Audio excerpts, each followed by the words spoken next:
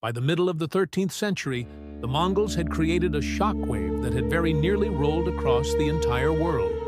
From the Pacific coast of China to the banks of the Thames and the gates of Vienna, there was no stopping them. By the 1240s, they had crushed Poland, Hungary, and even reached Austria. Europe was on the brink, but then the Mongols stopped. So why didn't the Mongol hordes keep coming? 1241, the Mongols smashed the Hungarians at the Battle of Mohi. Their king, Bela IV, barely escaped with his life. Castles and cities were leveled. Towns were either burned or converted to Mongol garrisons. And before long, terrified messengers were racing across Europe carrying a warning: beware the Mongols.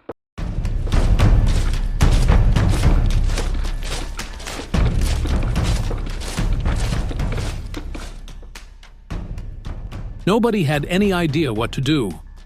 Everyone was afraid. The Mongols had unmatched cavalry tactics, psychological warfare, and mobility. Their army could travel 100 miles per day and fight at a moment's notice.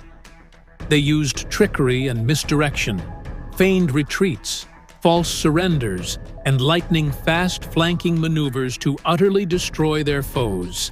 There was no one in Europe who could stop them. At least, that's what everyone thought. In reality, the Mongols had already peaked. The Mongol war machine started slowing down after the great Khan, Ögedei, died in 1241. Soon after, Batu Khan and most of the other Mongol commanders had to return to Mongolia to attend the Kurultai, the succession council. Without a clear heir, the entire Mongol Empire ground to a halt. European conquest was paused and would never be resumed. As soon as news of Ögedei's death reached him, Batu Khan set up camp at the Volga River and sent a letter back to Mongolia declaring that he would not move until a new great Khan was chosen. In essence, Batu Khan put a hold on further expansion until the question of succession was settled. No one dared defy him. Batu Khan actually remained in Russia for the rest of his life, and the western half of the Mongol Empire passed to his descendants, forming the Golden Horde. Only two other Mongol leaders would ever push deep into Western Asia and Eastern Europe again, and neither would get very far. But let's go back to 1241, because while Mongol expansion was paused, they still occupied much of Hungary and parts of Poland, Romania, and Austria. It looked like they would continue pushing west, except they didn't.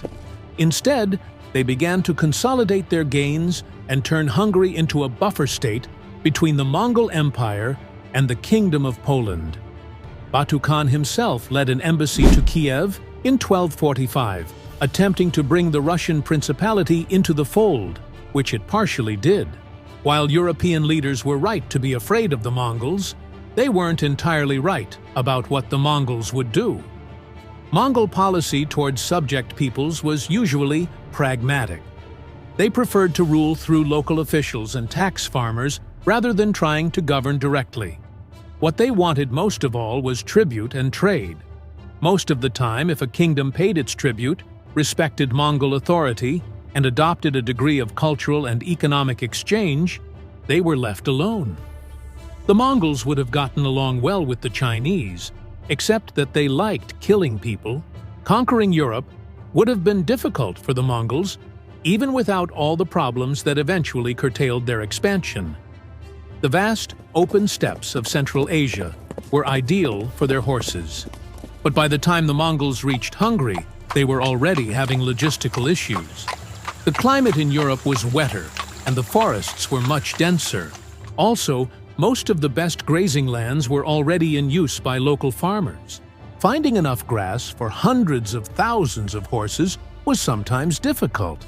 And bringing down such massive armies into Europe every year would have been next to impossible.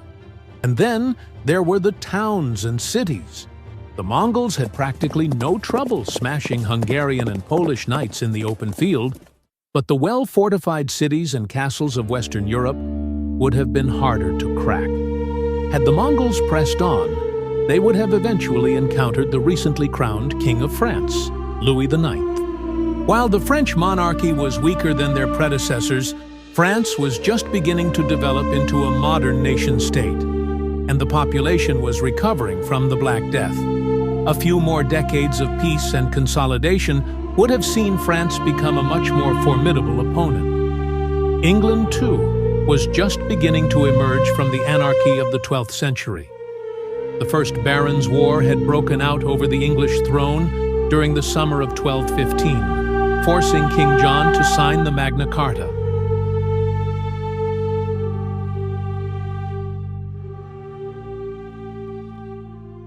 While the country was certainly still feudal and far from the industrial powerhouse of the late Middle Ages, the seeds of a powerful monarchy were being planted that would later bear fruit under Henry VIII. Scotland, too, would have proven to be a tough nut to crack.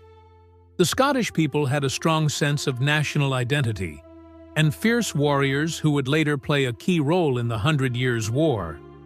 Wales, Ireland, and the Iberian Peninsula would also have been difficult for the Mongols to subdue. All three areas were filled with hardy mountain folk who fought against occupying armies for generations.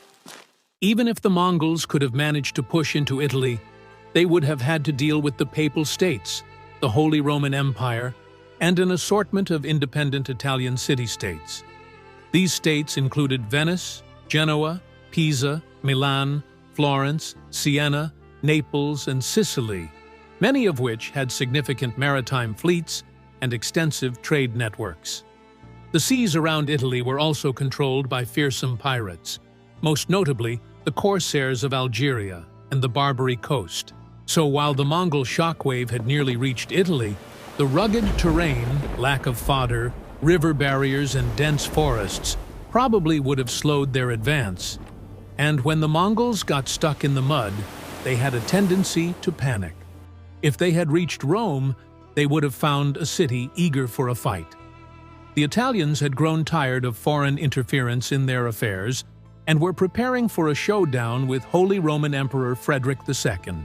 But even if the Mongols had bulldozed through the Italian peninsula, their real challenge would have been the Kingdom of Jerusalem, which, despite its small size, was filled with fanatical fighters and defended by massive crusader castles.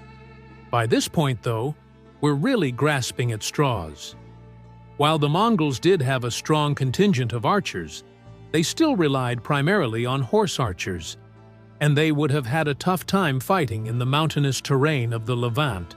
In addition to these military concerns, the Mongols would have had to contend with the Mamluk Sultanate of Egypt and the rising power of the Ayyubid dynasty, which ruled over Syria.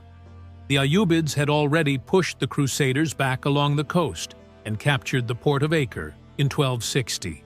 To make matters worse, the Mongols were approaching the end of their own golden age. Ögedei's death created a succession crisis and plunged the empire into civil war. His successor, Ögedei Khan, spent most of his reign undoing many of Ögedei's policies. He abolished many of the non-Mongol positions in the government, cancelled many construction projects, and broke up some of the trading companies that his father had established. Ögedei was assassinated in 1248, though, and his successors weren't much better. The election of Batu Khan in 1251 marked the beginning of a long struggle between him and his brother, Ögedei Khan.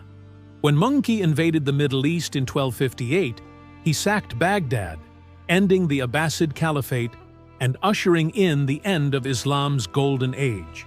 Batu's campaign against the Khwarezmians in Persia was equally brutal, and he spent much of his reign trying to punish those who supported his brother. He died in 1259, and when his brother finally took the throne in 1260, he promptly went to war with the newly founded Kingdom of Aragon in Spain. The once mighty Mongol Empire was fracturing, and none of the Khans were interested in conquering Europe. But perhaps the biggest reason why the Mongols never returned to Europe is the same reason why they originally stopped. When Ögedei died, the court at Karakorum descended into chaos. It took 2 years for the various factions to settle down and elect a new Khan. During the interregnum, ambassadors from Europe simply weren't getting through. Even if the Mongols hadn't run into logistical problems, been bogged down by civil war, had invincible armies and a dying need for more land, Europe might have been saved by the fact that no one in power knew where the next Khan would come from. Had the Mongols continued to push into Europe, major cities like Vienna, Paris, or even Rome might have fallen. The religious fervor that inspired the Crusades might have subsided. Latin Christianity might have become the dominant religion in the East. The Pope might have become the supreme head of the Christian Church and temporal ruler of an enormous territory stretching from the Baltic Sea to the Persian Gulf. None of that happened, of course, but for a few years there, anything seemed possible. Europe survived the Mongol invasion by a combination of luck, preparation, and planning. Other civilizations hadn't had that luxury and were utterly destroyed by the Mongol war machine. But as powerful and as deadly as the Mongols were, they weren't unbeatable. Even if they hadn't destroyed themselves, they would eventually have met their match in Europe. Check out another episode from the series, The Mongols Next. Or check out this episode,